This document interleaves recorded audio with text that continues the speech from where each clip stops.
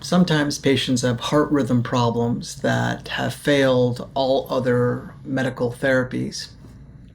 And if we find that that's the case and that this is truly bothersome to your life or potentially threatening your overall health and well-being, we may consider doing what's called a catheter ablation.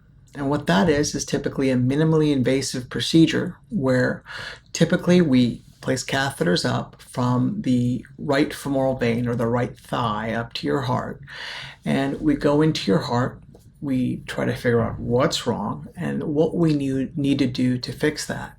Usually that involves small procedures here and there to ablate, meaning get rid of the problematic tissue and restore the heart back to its normal functioning heartbeat. The risks and benefits of the procedure is something that we'll talk about with every patient individually to decide whether or not the ablation is the right course of strategy for them. In the properly chosen patient, the success rates can be quite high, meaning 90% or more sometimes, depending on the type of arrhythmia that we're targeting.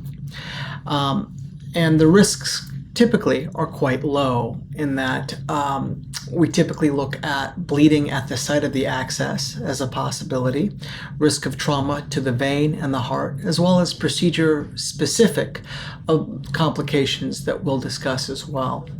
But the risk-benefit ratio typically is quite favorable in the patients for which it's properly chosen.